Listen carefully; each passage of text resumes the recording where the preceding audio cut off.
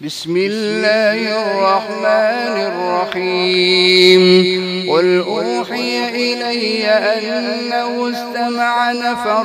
من الجن فقالوا إنا سمعنا قرآنا عجبا يهدي إلى الرشد فآمنا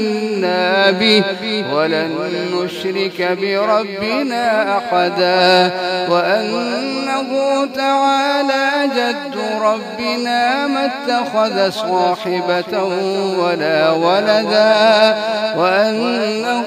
كان يقول سفيهنا على الله شططا وأنا ظننا أن لن تقول الإنس والجن على الله كذبا وأنه كان رجال من الإنس يعوذون برجال من الجن فزادوهم رهقا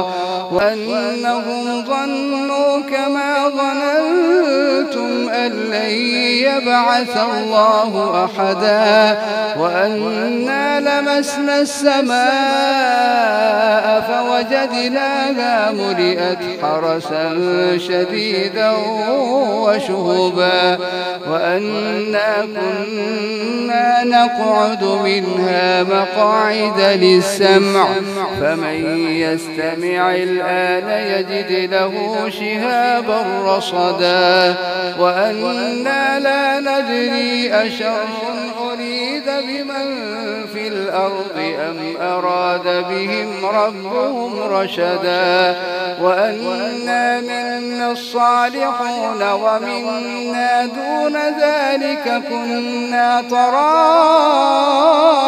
قددا وأنا ظننا أن لن نعجز الله في الأرض ولن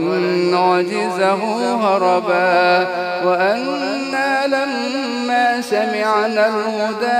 آمنا به فمن يؤمن بربه فلا يخاف بخسا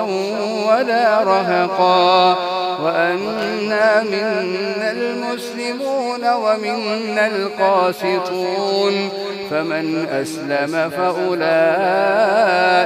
تحروا رشدا وأما القاسطون فكانوا لجهنم حطبا وأن لو استقاموا على الطريقة لأسقيناهم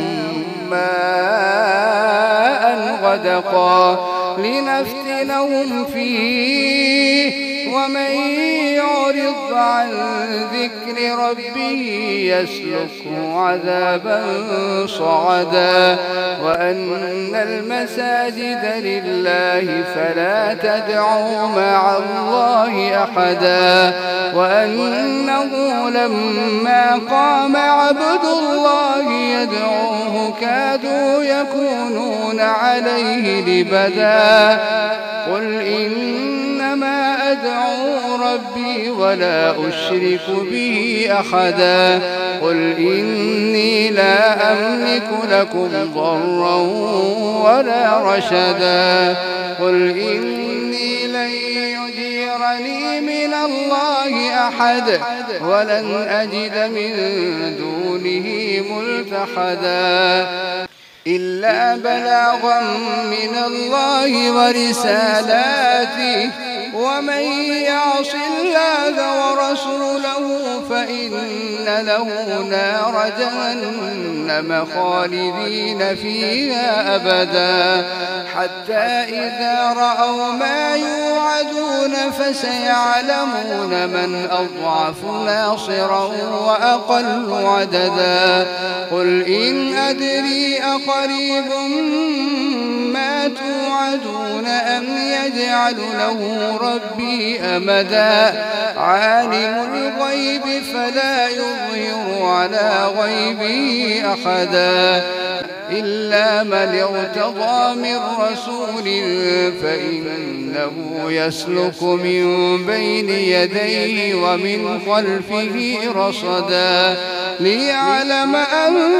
قد أبلغوا رسالات ربهم وأحاط بما لديهم وأحصى كل شيء عددا.